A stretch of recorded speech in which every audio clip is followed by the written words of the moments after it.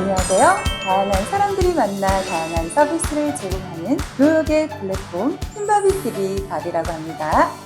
오늘은 킴바비TV 부동산 경제 전문가, 특히나 아파트 데이터 분석에는 끝판 나누시죠? 외부님 다시 모셔보았습니다. 안녕하세요. 네, 반갑습니다. 외부님. 지난번 이어서 두 번째인데요. 책은 어떻게 지냈는지도 궁금하고요. 또 요즘에 킴바비 멘토링을 해주시고 계시잖아요. 부동산 경제 멘토링. 어떤 분들에게 또 어떤 식으로 해주시는 거예요? 네. 초보자부터 네. 네. 상당히 돈이 많으신 분들부터 해서 아파트 관련해서 잘 모르시는 분들 네. 상대로 어느 지역에 어떤 아파트를 사는 게 더 나을지 네. 아주 간단하게 도움을 네. 드리는 역할 같습니다. 그래도 네. 지금 보유한 아파트를 과연 팔아도 되는지 아니면 계속 홀딩을 그렇죠. 해 가야 되는지 네네. 또 자제분들에게는 어떤 아파트를 추천해 주는지 그런 것도 지난번에 해주셨다고요. 그렇죠. 네네. 아주 중요한 역할을 해주시고 계셔서 너무 감사드립니다. 하여튼 뭐 도움 되셨는지 잘 모르겠지만 큰 도움 되고 있죠. 네, 감사합니다. 네, 빌부님과 킴바비 VIP 경제 커리큘럼을 열고 있습니다. 그러면 빌부님 그동안 휴가라서 2주 동안 못 뵈었는데요. 어떻게 지내셨어요? 뭐 여름 휴가를 다녀왔고요. 아유, 강원도 고성, 네, 뭐 부산 네. 이렇게 놀러 갔다 왔습니다. 아유, 네, 놀러 간 김에 또 강원도 부동산. 아파트 하나 팔고 왔습니다. 아유, 이번엔 사고 오신 게 아니라 팔고. 그렇죠. 요즘 좀 매매가 잘 안 일어나는 시기인데 역시 능력자이십니다, 빌부님. 일단 그게 전국적인 분위기는 그렇지만 네. 강원도는 또 다릅니다. 그래요? 네, 이게 물건 세입자 한번 만나고 네. 물건 부동산한테 내놓자마자 하루 만에 팔았습니다. 하루 만에 매매의 기술 또 배워보고 싶은데요. 질문이 네네네. 간단하게 몇 가지 준비했어요. 네. 지난번에 사실 킴바비 VIP 커리큘럼에서 좀 살짝 언급해 주신 내용인데요. 부동산은 집권 정당에 따라서 분위기가 많이 다르잖아요. 그렇죠. 진보 정당이냐 또 정권이 또 보수 정당이냐에 따라서 달라지는데 최근 정권별로 변화 과정이 어땠는지 각 정권별로 쭉 알려주세요. 일단은 이건 뭐 개인적인 질문이다만 네. 바비님은 일단은 네. 또 정치 얘기? 정치는 아니지만 어쨌든 네. 어떤 정당을 좀 더 좋아하십니까? 저는 좀 지키고 싶은 쪽이 좋기는 한데. 그렇구나. 알겠습니다. 일단은 저는 솔직히 진보랑 보수 자체를 개념을 잘 몰랐습니다. 네네. 이번 문재인 정부 때 들어와서 제가 그 개념을 알았어요. 네. 그래서 일단은 뭐 노무현 정부 때나 문재인 정부 때 같은 경우는 정책 자체가 어떤 뉘앙스였죠? 그게 일단 궁금해서 개인적으로 한번 규제를 많이 했죠. 그렇죠. 네. 규제를 했던 이유는 뭐 아파트 가격이 오를까봐? 아니, 부동산 가격이 막 너무 오를까봐? 결국 서민을 위한다고 네. 서민의 아파트를 살 수 있게끔 그러니까 있는 사람들을 못 사게 네, 규제를 많이 했죠. 자들에게 규제를 많이 했었죠. 그렇죠. 그러니까 근데 결론적으로 노무현 정부 때하고 문재인 정부 때 아파트 가격이 더 올랐던 것 같은데요? 아주 많이 올랐죠. 네. 그러니까 이게 약간 제가 봤을 때 약간 규제의 역설이라고 해야 되나? 규제의 역설. 그러니까 결국은 있는 사람들을 많이 규제를 하면 할수록 결국 피해는 누가? 서민들이 본다. 무주택자가 심지어. 네. 약간 요렇게 보고 그래서 일단은 이명박, 박근혜, 윤석열 정부는 일단은 뭐 비슷한 정당이라고 봐야 됩니까? 제가 잘 몰라서 질문을 드린 겁니다. 네, 뭐 보수 정당이라고 봐야 되죠. 그래서 일단은 제가 생각했을 때는 규제보다는 시장주의, 네. 시장 원리에 맞게끔 규제를 없앴다. 뭐 그렇게 되다 보니까 결론적으로 얘기하면 그러니까 규제를 많이 했던 노무현 정부나 문재인 정부 때는 비싸고 좋은 게 많이 올랐다. 근데 이명박, 박근혜, 그러니까 윤석열 정부는 아직 잘 모르겠지만 이제 정권 초기 부분이다. 그렇죠. 네, 일단은 이명박, 박근혜 정부 때는 아직 서민들이 살 수 있는 저렴한 아파트가 좀 많이 올랐다. 라고 보면 될 것 같아요. 네. 근데 어쨌든 윤석열 정부는 아직까지 저도 방향은 물론 이명박, 박근혜 같은 정책 방향성을 내고는 있는데 아직 확실하게 정책 자체가 바뀌지 않았다 보니까 지금 당장 운쪽이 될 겁니다라고 이야기가 상당히 좀 조심스러운 게 있습니다. 그래서 요거는 하반기 지나서 내년 상반기를 보고 판단하는 걸로 합시다. 그러면 지금부터 내년 상반기 특히나 5월까지가 다주택 그렇죠. 규제들을 풀어주는 시기였잖아요. 그때까지가 좀 중요한 시기겠어요. 양도세 그렇죠. 양도세 중과 자체를 이제 1년 유예했던 시기다 보니까 저는 일단은 그거 끝나고 다시 1년 그 양도세 중과 유예를 계속 할 것이냐 아니면 종료를 할 것인가 저는 그걸 상당히 지금 중요하게 생각하고 있습니다. 그러면 5년 임기 중에서 초입 1년간이 아주 중요한 시기고 사실 지금 그 어떤 전문가도 앞으로의 방향을 말씀드리기는 좀 쉽지는 않을 것 같은데요. 그렇죠. 근데 뭐 전문가마다 상승이다, 보합이다, 하락이다 얘기는 많이 하는데 과연 이게 맞는지 틀린지는 1년 지나봐야 알겠죠. 궁금해집니다. 그럼 다음 질문 있어요. 저도 대구에 살고 있지만 대구 쪽 주택 시장 분위기가 요즘 다들 많이 걱정을 하시잖아요. 물량이 일단은 많고 또 금매들이 나오고 있잖아요. 거래가 안 되니까. 대구 쪽이 많이 조정을 받고 있다면 지금 뭐 무주택자들이 한번 집을 살려고 기웃해봐도 괜찮을지 아니면 좀 더 기다렸다가 봐야 되는지 좀 그런 기초적인 질문들. 일단 뭐 개인적으로 저도 지금 뭐 대구에 살고 있지만 저는 큰 평수를 이사를 가려고 생각을 하고 있거든요. 그래서 집을 지금 많이 알아보고 있습니다. 알아보고 있는데 아직까지 약간 자존심 싸움을 하고 있는 동네도 있더라고. 대구에서? 그렇죠. 많이 떨어져야 되는데 아직 덜 떨어진 동네도 있고 많이 떨어진 동네도 있고. 근데 저는 제가 봤을 때 뭐 지금 당장 살 필요는 없다.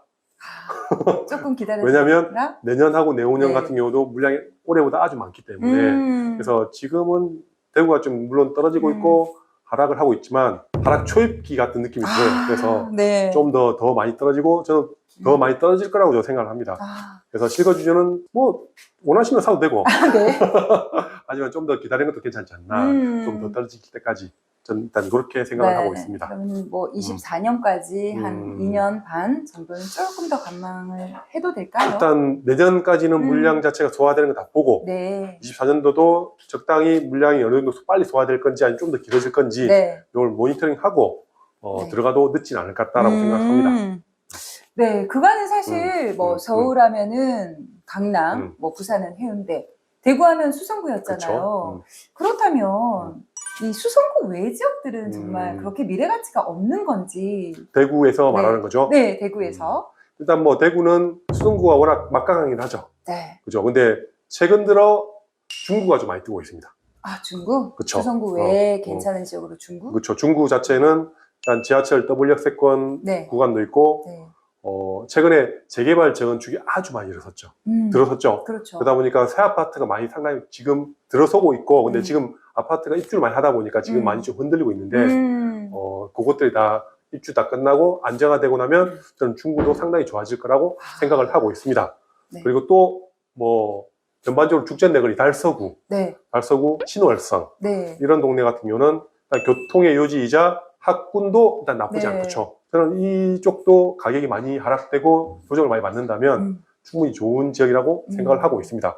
근데 일단은 먼저 수성구 범어동부터 사고 수성구 중에서도 범어동이라고 이렇게 딱 찍어주셨는데 만천동 먼저 사고 나서 그다음 두 번째 선택하는 게 중구하고 달서구 쪽이 맞지 않나 이렇게 생각합니다. 감사합니다. 많이 사세요. 요거 물으시는 분들이 워낙 많아서요. 그렇죠. 지금이 벌써 8월인데요. 22년 벌써 하반기잖아요. 상반기는 좀 분위기가 좀 이렇게 거래가 잘 안 이루어지는 그런 초입 부분 느낌이 있었는데 하반기 가도 역시나 이럴까요? 뭐 대구시장뿐만 아니라 이제 전반적인 시장이 좀 어떤지 궁금합니다. 하반기 시장? 일단 어쨌든 지금 전 세계적으로 제일 큰 악재가 지금 뭐가 있죠? 금리 인상, 그리고 뭐 고물가, 뭐 전쟁, 러시아 우크라이나 전쟁. 일단 전쟁은 언제 끝날 것 같습니까? 그 종식이 돼야 되는데 잘 안 되는 것 같아요. 아직 잘 모르겠죠. 종결이 곧 돼야 되는데 계속 종전이 안 되고 길어지는 느낌 때문에 좀 불안해요. 사실. 그리고 금리 같은 경우도 뭐 미국이랑 우리나라도 금리를 많이 올렸지만 여기서 스톱될 것 같습니까? 앞으로 더 많이 오를 것 같습니까? 금리가요. 저는 뭐 많이는 아니지만 어차피 뭐 자이언트 스텝, 빅스텝을 단행을 했으니까 앞으로도 한 단계, 두 단계 정도는 더 올랐다가 한 2년간은 좀 고금리 기조를 유지했다가 한 2년 뒤에는 좀 다시 또 내려가야 되는 변곡점이 있어야 되지 않을까요? 근데 요거를 100% 확실하게 미래를 예측하는 사람이 있을 것 같습니까? 정말 몰랐죠. 작년에 그렇게 저금리 유동성 그동안 또 2년간의 코로나 여파로 사업하시는 분들 자영업자를 위한 계속 유동성 장세였잖아요. 그래서 일단 저도 국제적으로 이런 악재들이 솔직히 언제 마무리가 될 건지 요거에 대한 확실성이 없다 보니까 지금 전반적으로 국내 아파트 가격이 상당히 많이 좀 그러니까 이게 아파트 가격하고 솔직히 크게 상관없는 부분이긴 하지만 네. 심리적으로 많이 위축이 되고 있죠. 네. 그러다 보니까 일단 저도 하반기 자체는 당장 갑자기 확 좋아질 것 같지는 않다는 느낌이 듭니다. 네. 그리고 지금 어차피 윤석열 정부 들어서서 내년 5월 달까지 네. 세금적인 부분을 많이 지금 완화를 해주다 보니까, 네. 완화를 하다 보니까 네, 물건들이 좀 더 많이 나오고 네, 있고, 네. 그리고 21년도, 22년도 워낙 급등을 했다 보니까 네. 어느 정도 지금 쉬어가는 타이밍이라고 저는 보고 있거든요. 그래서 아마 요 기조가 하반기까지는 계속 이어지지 않을까라고 생각하고 있고, 뭐 제가 저번에도 잠깐 말씀에 드렸다시피 일단 올 하반기가 저는 상당히 중요하다 보거든요. 네. 그래서 올 하반기는 지금 이런 기조로 계속 더 안 좋아지는 게 저는 좋다고 봅니다. 좋다고요? 왜냐하면 물론 지금 당장 안 팔리면 좀 힘들고 속상하죠. 그렇죠. 하지만 지금 거래가 잘 안 되고 많이 가격이 하락해줘야 지금 남아있는 모든 규제를 다 풀어주지 않을까. 단번에. 그렇죠. 역시 빅피처를. 그러니까, 여기서 갑자기 가격이 네. 올라버리면 규제를 지금 풀기가 상당히 애매해지거든요. 그러다 보니까 저는 내년 상반기 모든 규제를 다 풀어줄 때까지 올해 하반기는 좀 더 많이 좀 하락을 해주는 게 좋지 않나 라는 개인적인 생각입니다. 그러면 다주택, 양도세뿐만 아니라 뭐 취득세나 뭐 이렇게 종부세 같은 부유세마저도 완전히 풀어주기를 바랍니다. 그리고 또 제일 중요한 거는 규제 지역 해제, 조정 대상 지역, 뭐 투기 지역, 투기 과열 지구 이런 것들을 어느 정도 많이 풀어줘야 되는데 그게 아직까지 계속 묶여 있다 보니까 거래가 더 안 될 수 있거든요. 네, 아무래도 그래서, 대출 규제를 받고 하니까요. 그렇죠. 그래서 이런 것들을 좀 풀어주려면 가격이 좀 많이 떨어진다는 명분이 있어야 풀어주지 않을까라는 생각을 합니다. 그래서 지켜봅시다. 역시 어디에서나 또 위기 속에서도 계속 이제 기회를 말씀해 주시는데요. 요즘 사실 작년이나 연끌종들은 작년 늦게 뭐 끝물에 매수했다, 꼭지에 매수를 했다, 또 풀 대출을 일으켜서 연끌족들 많이 속상해서 대출에 대한 이제 상환 부담금이나 금리 때문에 막 매물이 나올 거라고 급매물들이 많이 나올 거라고도 하는데요. 그거는 좀 어떻게 보세요? 실제로 시장에 그런 무리한 구입한 물건들이 많이 나올 거는 같으세요?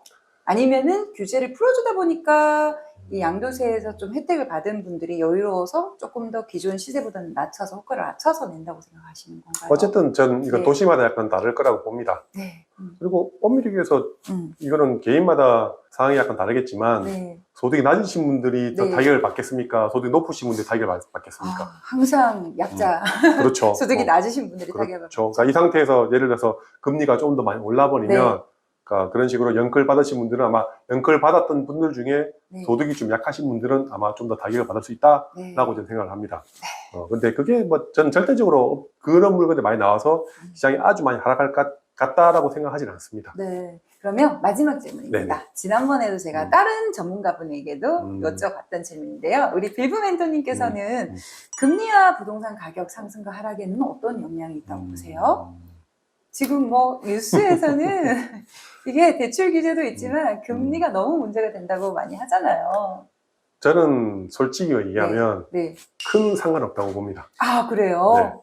그러니까 왜냐하면 제가 왜 이런 얘기를 하냐면 저는 과거에 국내의 기준금리 트렌드하고 흐름하고 전국의 모든 아파트, 도시별로 아파트 가격의 흐름을 제가 그래프로 그려서 가지고 있거든요.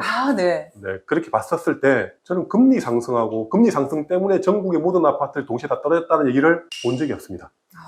그러니까 이건 지역별로 도시별로 다른 거지. 그러니까 흐름이 약간 다르고 그 도시에서도 물량이 작냐 뭐 많냐에 따라 다른 거지. 금리 하나만으로 모든 도시의 가격을 상승시키고 하락시키는 것은 저는 아니라고 봅니다. 물론 전반적으로 아주 큰 금리라는 개념 자체가 아주 중요한 개념이다 보니까 그 경제 부분에서 상당히 중요한 지표이긴 한데 특정 아파트 가격 상승과 하락은 저는 크게 상관이 없다고 봅니다. 금리와는 지역에 따라서는 큰 상관이 없다. 그렇죠. 심리적으로 위축은 될 수 있다고 봅니다. 오늘 빌브님 모시고 우리 궁금해하시는 여러 가지 사항들 간략하게 여쭤보고요. 다음번에도 김바비 TV에서 연속으로 한 번 더 모셔보겠습니다. 불러주시면 언제든지 나가겠습니다. 오늘 너무 예쁜 거 입고 오셨어요. 이게 얘기도 안 했는데 핑크로 김바비 컨셉에 맞게 의상을 너무나 감사하고요. 김바비 TV 시청자 여러분 더 예뻐지고 건강하고 부자 되세요. 더 예뻐지고 건강하고 부자 되세요.